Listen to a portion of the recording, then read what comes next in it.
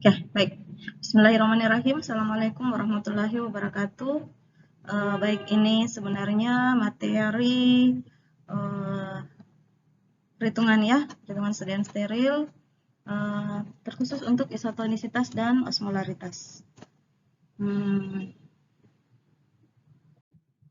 Oke, jadi sebelum kita masuk ke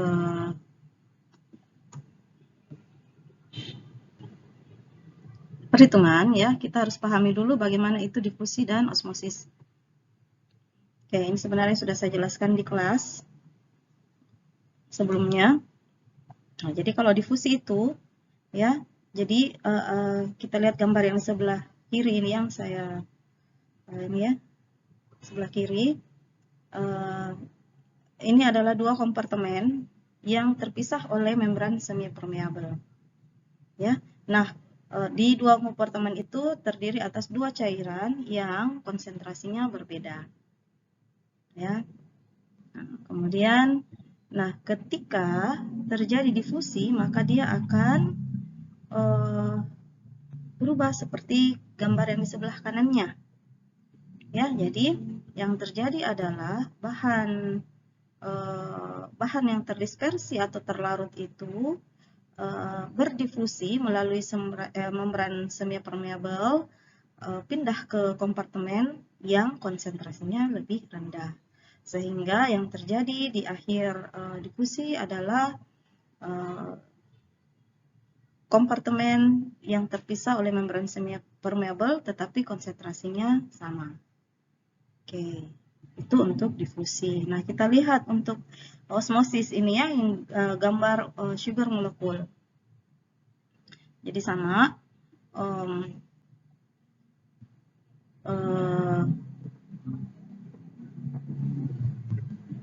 dua kompartemen yang dipisahkan oleh membran semi permeabel, kemudian dia terpisah oleh membran semi permeabel, kemudian konsentrasinya juga berbeda. Ya, nah kalau terjadi osmosis, maka terjadilah gambar yang di sebelah kanannya. Ya, yang bergerak adalah pergerakan air atau pelarutnya. Ya, tujuannya sebenarnya sama dengan difusi tadi, menyeimbangkan konsentrasi. Jadi, yang terjadi di akhir waktu osmosis adalah dua kompartemen yang dipisahkan oleh membran semi permeabel dengan konsentrasi yang sama, tetapi volume larutan itu sudah berbeda, tapi konsentrasinya sama. Oke.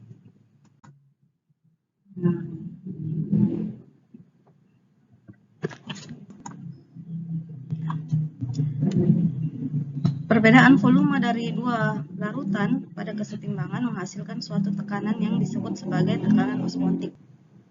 Oke, jadi bisa kita lihat di gambar ini ya. Nah, jadi tekanan osmotik itu bisa diartikan sebagai tekanan yang diberikan untuk mencegah terjadinya osmosis. Jadi mencegah terjadinya perpindahan volume, perpindahan molekul pelarut dari larutan itu, ya, perpindahan volume pelarut. Oke, jadi itulah yang disebut tekanan osmotik. Nah, jadi tekanan osmotik itu sebenarnya berbanding lurus dengan konsentrasi, karena semakin besar perbedaan konsentrasi, semakin besar konsentrasi maka semakin besar juga tekanan osmotiknya. Ya, jadi tekanan osmotik dilambangkan dengan P. Ya, dan hanya terjadi pada dua larutan yang memiliki perbedaan tekanan osmotik. Ya, jadi kalau tidak ada perbedaan tekanan osmotik, maka tidak akan ada proses osmosis yang terjadi.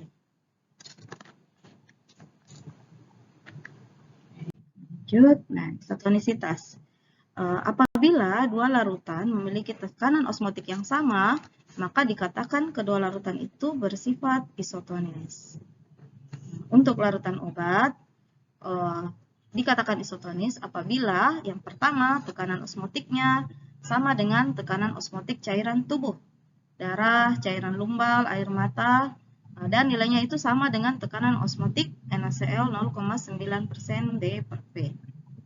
Atau titik bekunya sama dengan titik beku cairan tubuh, yaitu pada suhu 0,52 derajat Celcius. Nah, dikatakan hipertonis apabila tekanan osmotiknya lebih besar dari itu. Apa yang terjadi? Ketika ke dalam suatu larutan atau sel yang memiliki tekanan osmotik tertentu, kemudian dimasukkan atau dicampurkan larutan yang hipertonis, lebih tinggi tonisitasnya daripada cairan yang pertama ini, maka yang terjadi adalah di dalam sel ini ya, yang terjadi adalah air yang di dalam sel akan ditarik keluar. Karena kan terjadi perpindahan volume pelarut ya. Jadi air selnya itu akan ditarik keluar dari sel sehingga dia mengkerut. Jadi mengkerut yang tadinya begini ya, dia mengkerut. Ya. Kemudian, tapi keadaan ini sementara saja dan tidak akan menyebabkan selnya rusak, hanya mengkerut saja. Ya, paling di pasien itu terjadi nyeri, ya perih, ya, karena beda sekali, beda tekanan tonisitasnya.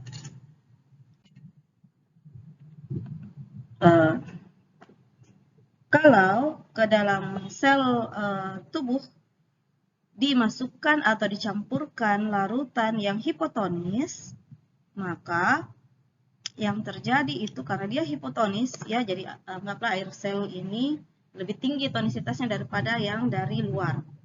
Maka yang terjadi air atau pelarut dari larutan injeksi, larutan obat itu akan masuk ke dalam sel. Ya, karena kan yang terjadi adalah perpindahan volume pelarut ya, masuk ke dalam sel, akibatnya selnya ini tadinya volume tertentu, kemudian akan mengembang. Kalau terjadi terus-menerus, maka selnya itu pecah. Nah, jika yang pecah itu adalah sel darah merah, disebut sebagai hemolisa. Pecahnya sel ini akan dibawa oleh aliran darah, dapat menyumbat pembuluh darah kecil, pembuluh darah yang ukurannya kecil-kecil ya, seperti pembuluh darah otak, lumbal, sisternal, dan lain-lain. Nah, ini gambaran apabila kita memasukkan larutan yang hipertonik ini ya, maka yang terjadi itu dari dalam sel larutannya ditarik keluar, maka dia mengkerut. Kalau isotonik tidak akan terjadi apa-apa, ya, sama tekanan yang masuk, sama juga tekanan yang keluar. Kemudian kalau dia hipotonik, nah ini yang terjadi ya, mengembang, airnya masuk ya, air dari luar masuk ke dalam sel, akibatnya selnya akan mengembang dan pecah. Nah, isotonis ini diperlukan pada sediaan-sediaan tertentu, terutama injeksi ya, terutama pada rute subkutan. Kalau dia tidak isotonis, dia akan menimbulkan rasa sakit, sel di sekitar tempat penyuntikan ini bisa rusak, kemudian penyerapan bahan obatnya juga tidak lancar. Kemudian intralumbal atau semua yang ditujukan atau mengarah kepada otak kecil ya, atau otak. Jika terjadi perubahan tekanan osmotik pada cairan lumbal, ini bisa menimbulkan perangsangan pada selaput otak. Kemudian intravena, karena intravena kan vena ya, pembuluh darah. Kalau di pembuluh darah yang tidak isotonis, dimasukkan larutan yang tidak isotonis, bisa menimbulkan hemolisa. Tubuh kita akan mendapar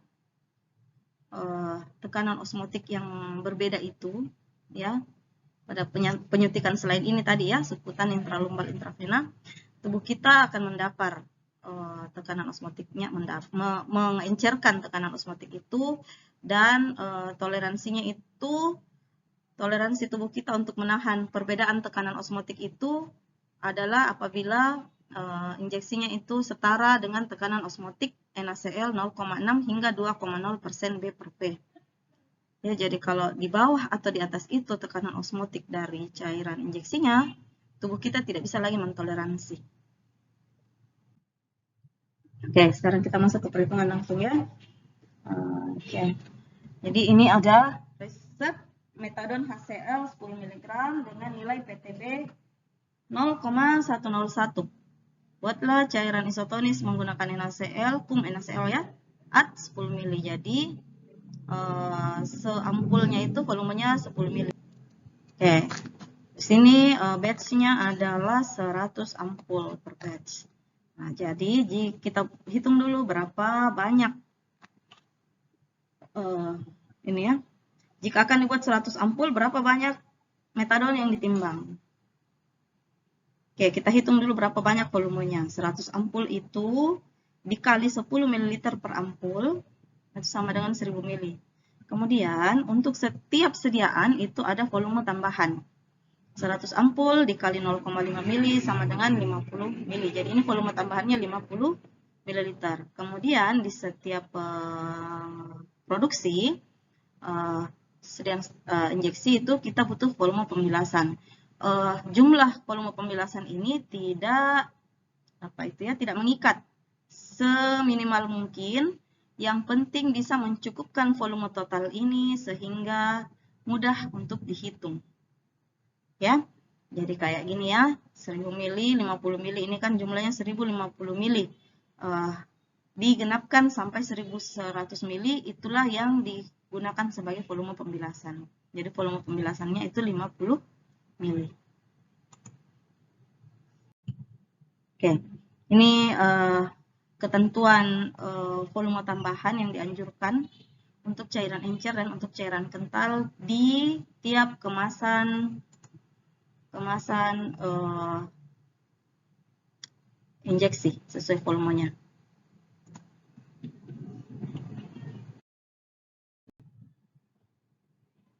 Ya, sekarang kita masuk ke perhitungan isotonis. Ada beberapa cara untuk menghitung tonisitas.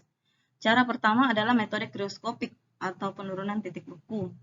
Jadi di sini yang kita lihat adalah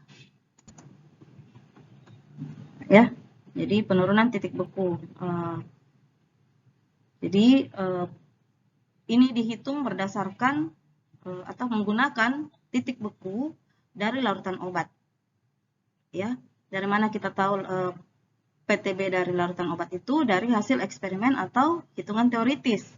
Hitungan teoritis itu menggunakan perhitungan BM dan L-iso dari tipe ion dari obat tersebut. Kemudian setelah ketahuan PTB-nya, maka dimasukkan ke rumus. Rumusnya ini ya, B sama dengan 0,52 kurang B1 kali C. B1 itu adalah PTB air yang disebabkan oleh penambahan 1% B per V zat aktif, jadi atau kita sebut sebagai PTB-nya zat aktif. Kemudian B2 adalah PTB air yang disebabkan oleh penambahan 1% zat pengisotonis, atau biasa kita sebut praktisnya sebagai PTB zat pengisotonis. C adalah kadar zat aktif. Apabila ada beberapa zat aktif, maka di sini akan ada B1 kali C1, B2 kali C2, B3 kali C3. Ini dikurangkan semua dari 0,5. Nah, kemudian setelah masuk rumus, maka diperoleh hasilnya itu dalam gram per 100 ml ya. Nah, kalau nilai B-nya sama dengan 0, berarti isotonis. Kalau B-nya nilainya positif, maka dia hipotonis, berarti perlu penambahan zat pengisotonis, atau boleh juga dinaikkan konsentrasinya agar dia isotonis ya. Tapi kalau menaikkan konsentrasi ini jarang sekali kita lakukan karena sangat berkaitan dengan dosis. Kemudian kalau nilai B yang diperoleh adalah negatif,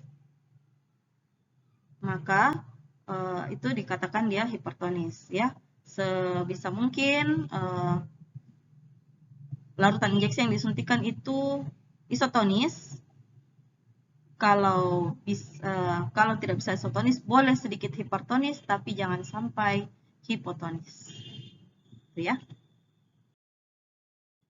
Oke, saya masuk saja langsung ke contoh penggunaan rumus PTB. Berapa banyak NaCl diperlukan agar 100 ml larutan CTM 1% isotonis dengan serum darah? Diketahui bahwa PTB CTM atau PTB penurunan titik beku air yang diakibatkan oleh penambahan CTM 1% adalah 0,08 derajat. Kita masukkan ke rumus, 0,5 B sama dengan 0,52 kurang 0,08 dikali 1. Dari mana 1 ya? 1% ya.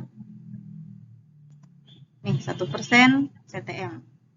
Dibagi dengan PTB dari zat pengisotonis. Di sini pakainya NaCl. PTB-nya itu adalah 0,576. Maka diperoleh 0,76 gram per 100 ml. Ada per 100 ml.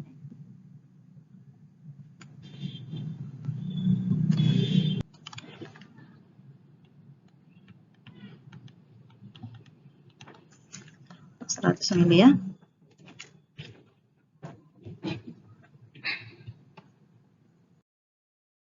Oke, contoh kedua. Jika diketahui penurunan titik beku air yang disebabkan oleh 1% asam borat adalah 0,288, hitunglah kadar asam borat dalam 300 ml larutan asam borat isotonis. Oke, jadi kita misalkan ini, kadar asam boratnya adalah X persen B per V. Maka untuk mendapatkan larutan yang isotonis, maka B-nya harus 0. Jadi kita taruh di situ 0 sebagai nilai B sama dengan 0,52 kurang PTB asam borat 0,288 kali X per 576. Dapatlah hasilnya adalah 1,8056% B per V. Jelas ya? Contoh ketiga. Diketahui PTB air oleh 1% aminofilin adalah 0,098 dengan kadar asam borat dalam 300 ml larutan aminofilin adalah 1%. Asam borat. Kadarnya adalah 1,8%. Salah ini tidak ada asam boratnya. Hitung berapa banyak zat pengisotonis yang dibutuhkan. Kita masukkan di rumus.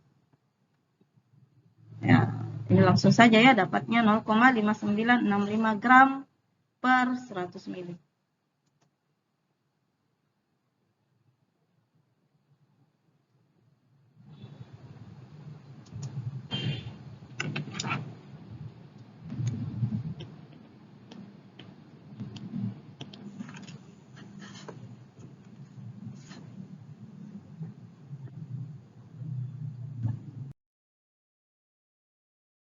Oke, nah kalau tidak diketahui nilai PTB atau nilai penurunan titik beku yang diakibatkan oleh penambahan 1% suatu zat, maka bisa kita cari PTB-nya dengan perhitungan L-ISO.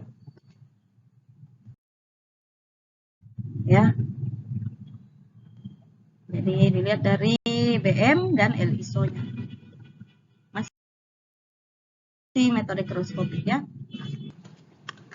Ya, jadi kita bisa hitung PTB-nya, tapi kalau kita menggunakan L-ISO, maka berarti dia delta TF ya.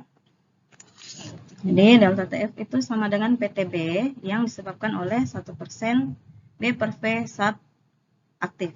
Itu sama nilainya dengan L-ISO dikali BM, molar aktifnya ya. Atau sama dengan L-ISO kali BW berat dikali 1000 per BM kali volume ya, molar zat aktif.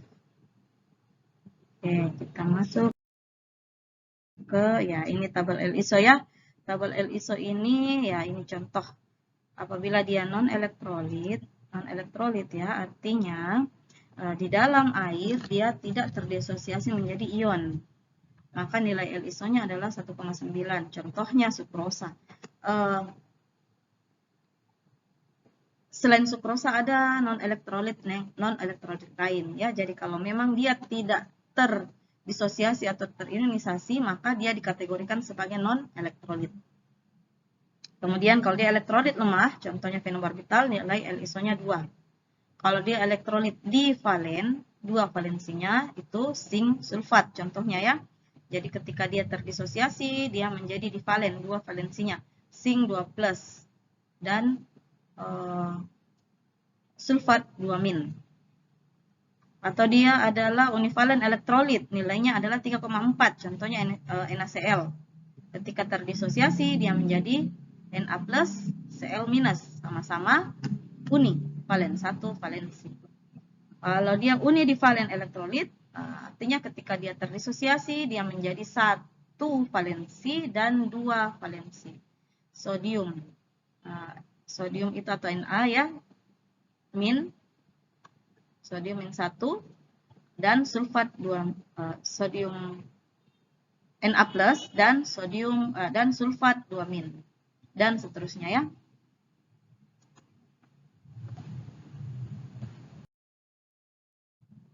Oke. Ya. Katakan unidivalen jika kationnya valensi plus 1, anionnya valensi minus 2. Unidivalen. Natrium sulfat. Natriumnya valensi 1, sulfatnya valensi 2.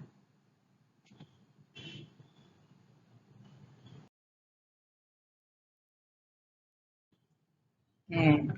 Contoh perhitungan LISO. Untuk resep diazepam injeksi 10 mg per mililiter. Jadi diketahui dulu rumus bangunnya diazepam. Karena dia ada gugus bensennya, maka dia termasuk asam lemah atau elektrolit lemah. LISO-nya adalah 2,0. Kita hitung berapa delta TF-nya. Masukkan ke rumus tadi ya. LISO-nya 2 dikali molaritasnya. 1 gram kali 1000 per BM 284 kali 75 kali 100 ml. Ya, karena kan 100 ml karena 1 gram dalam 100 ml ya, untuk mengetahui PTB. Jadi didapatlah hasilnya 0,07 derajat delta TF atau PTB.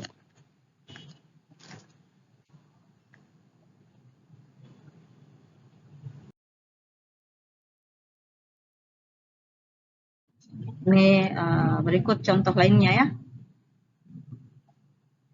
Kalsium bromida.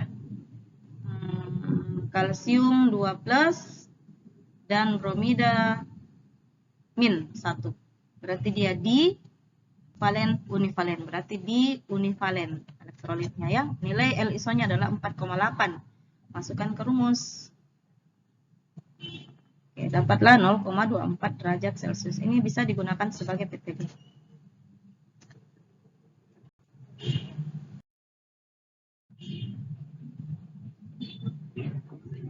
Ini contoh berikutnya.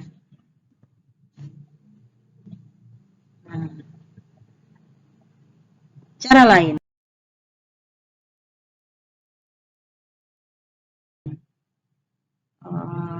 Ya, cara lain itu menggunakan faktor disosiasi. Sebenarnya mirip-mirip dengan perhitungan LISO tadi ya.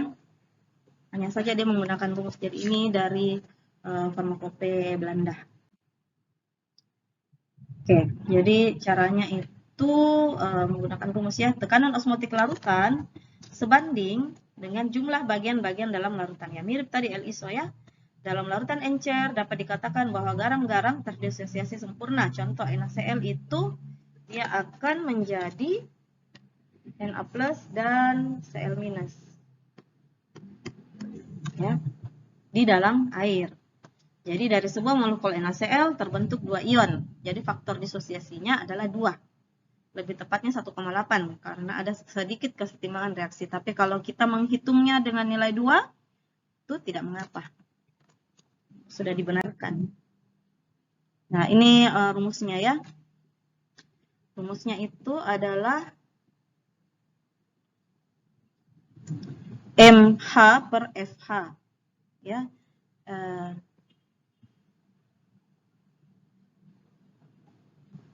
MH per FA itu MH adalah bobot molekul zat pengisotonis dibagi dengan faktor disosiasi zat pengisotonis. Dikali ini 0,28 dikurang masing-masing faktor isotonis atau faktor disosiasi dari masing-masing komponen ya. Jadi kalau misalnya ada satu bahan berarti sampai A saja. Faktor disosiasi zat A dibagi dengan BM-nya zat A dikali konsentrasi zat A. Demikian seterusnya. Kalau ada sekian komponen, ya semuanya dihitung. Dapatlah H dalam gram per liter.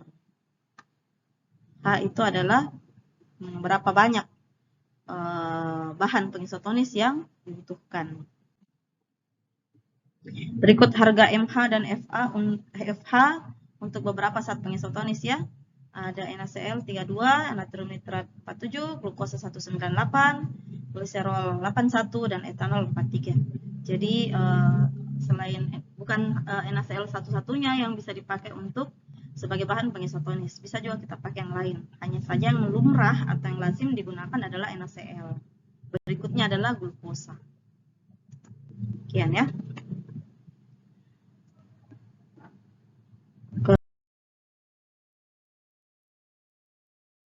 Kemudian hitungan faktor disosiasi. Oh sama ya tadi ya.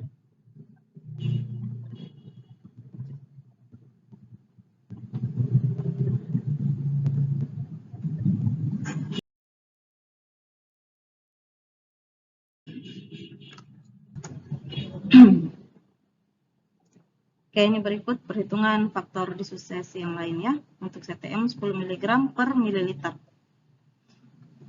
Oke, jadi masukkan MH per FH dari NaCl, kemudian MH per FH dari NaCl yaitu 32, kemudian 0,28 dikurangi faktor disosiasi dari CTM 1,5 per BM-nya dikali konsentrasinya.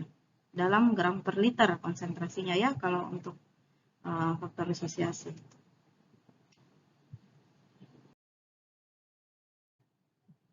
Kemudian ini perhitungan soal yang lain. Oke.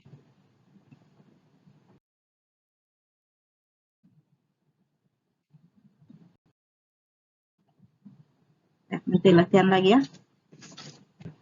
Oke, kemudian ada metode lain, sebenarnya ini mirip juga sih, yaitu metode Katalin. Ini dari Farmakope Belanda juga. Jadi itu W adalah berat pengisotonis untuk per 100 ml larutan.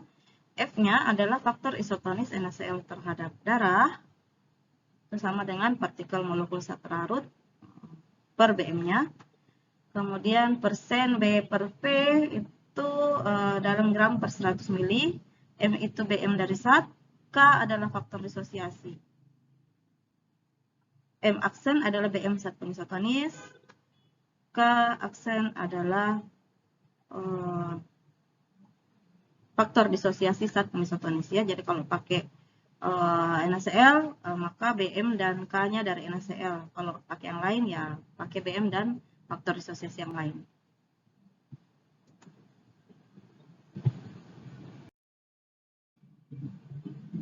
Contoh 1, berapa banyak NaCl, BM-nya 58,44, diperlukan agar larutan CTM 1% 100 ml isotonis dengan serum darah.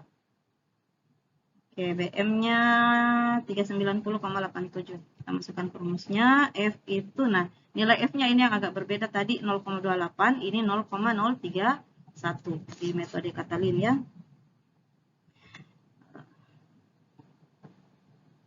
Oke.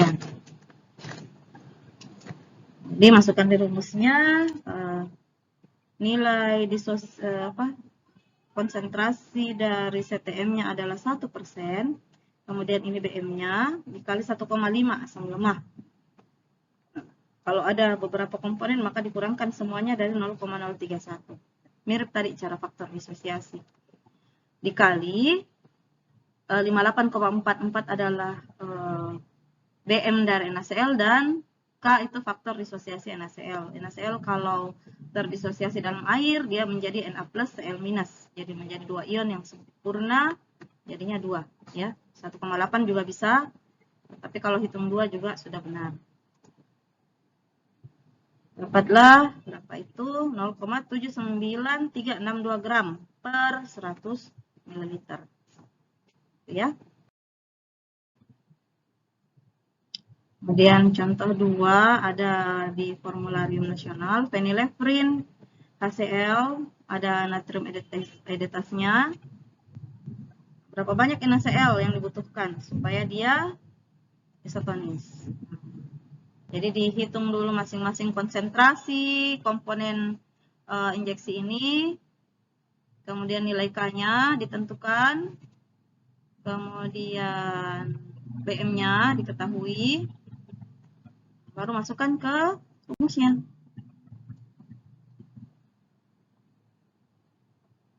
Dapat hasilnya 0,6 lah ya. Ya, 0,6 gram per 100 mili atau sama dengan 6 mg per mililiter. Dan contoh berikutnya juga ya, menggunakan jika obatnya adalah diazepam 1%, DM-nya 284,75. Dapat hasil 0,79362. Kemudian cara ekuivalensi NaCl. Ya. Selain cara PTB dan L-ISO tadi, cara ekuivalensi NaCl ini merupakan cara yang lebih lazim ya digunakan untuk perhitungan tonisitas. Ya. Jadi yang dimaksud ekuivalensi NaCl atau disimbolkan dengan E itu adalah banyaknya dalam gram NaCl yang memberikan efek osmosis yang sama dengan 1 gram zat terlarut tertentu. Jadi kalau dikatakan E-nya ephedrine HCl itu 0,28, berarti setiap 1 gram ephedrine HCl itu efek osmotiknya sama dengan 0,28 gram NaCl. Ya, makanya disebut metodenya sebagai metode ekuivalensi NaCl. Ya, jadi dapat dianalogikan E dari suatu zat X sama dengan A, artinya 1 gram zat X itu setara dengan A gram NaCl. Seperti itu ya. Nah, jika bobot zat X sama dengan W, ekuivalensinya adalah W dikali E.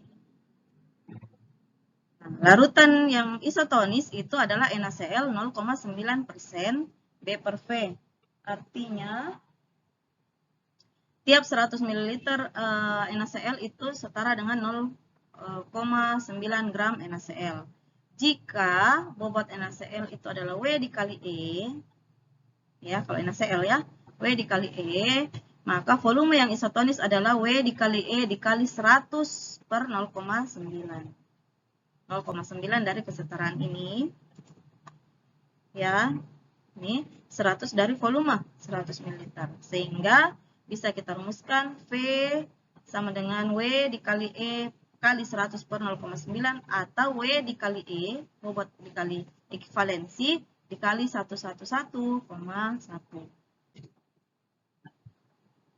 Atau bisa juga kalau kita balik sedikit, jadinya adalah B, bobot zat tambahan pengisotonis, adalah 0,9 per 100 dikali V,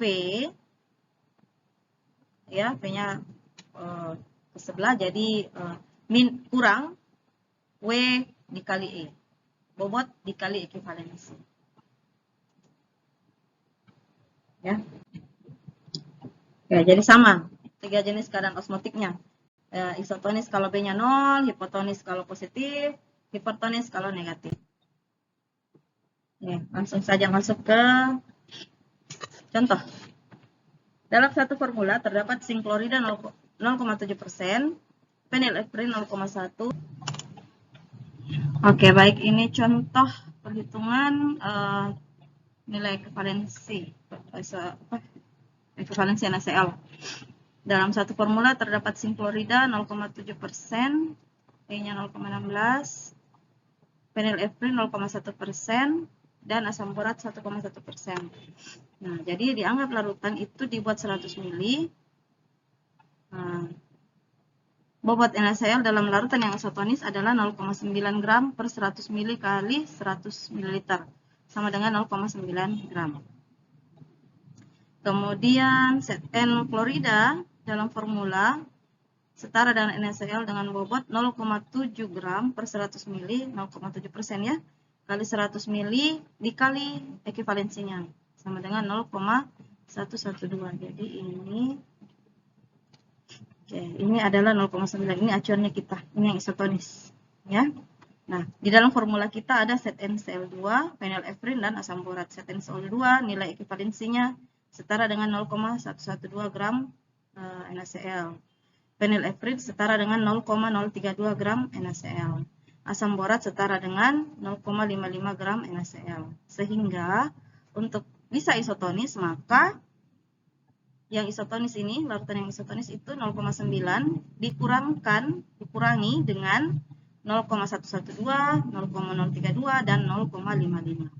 Itulah hasil berapa gram NaCl yang dibutuhkan. Ya. Oke. Aduh, saya sudah menjawab soalnya. Baiklah, tidak apa-apa. Kemudian contoh berikutnya.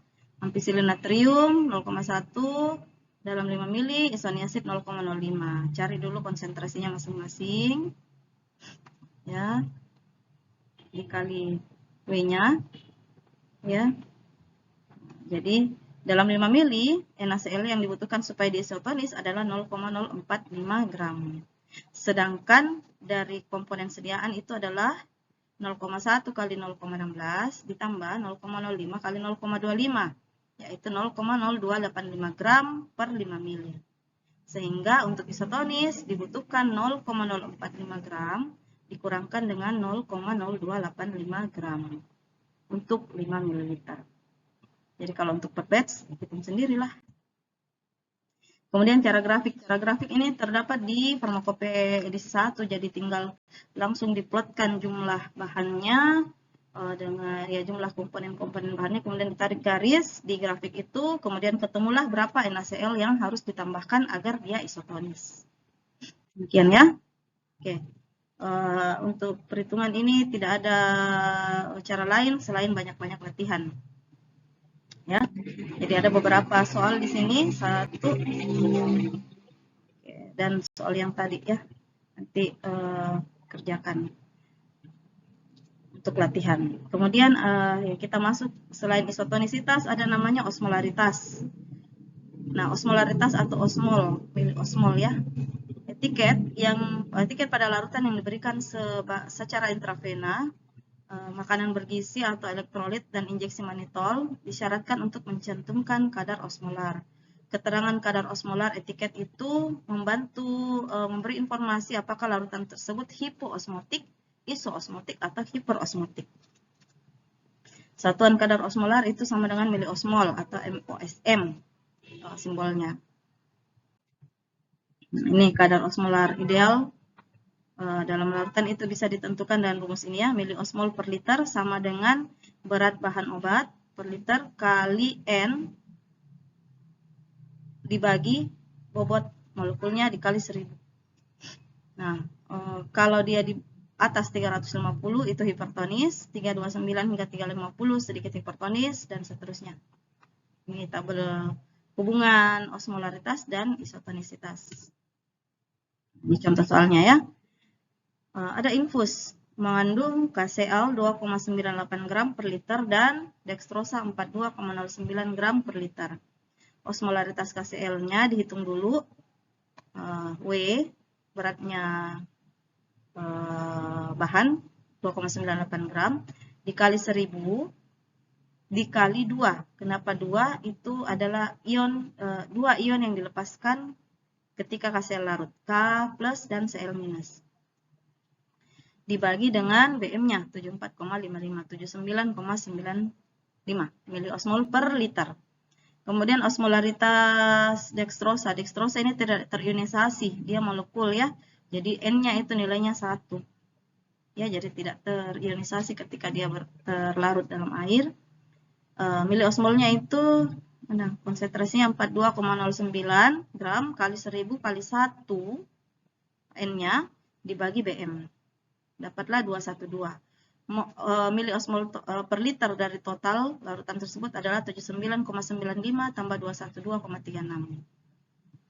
292. Nanti lihat kembali di tabel tadi.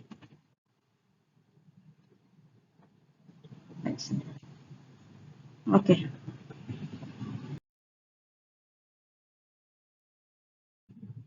Demikian materi perhitungan tonisitas. Terima kasih, semoga jelas. Assalamualaikum warahmatullahi wabarakatuh.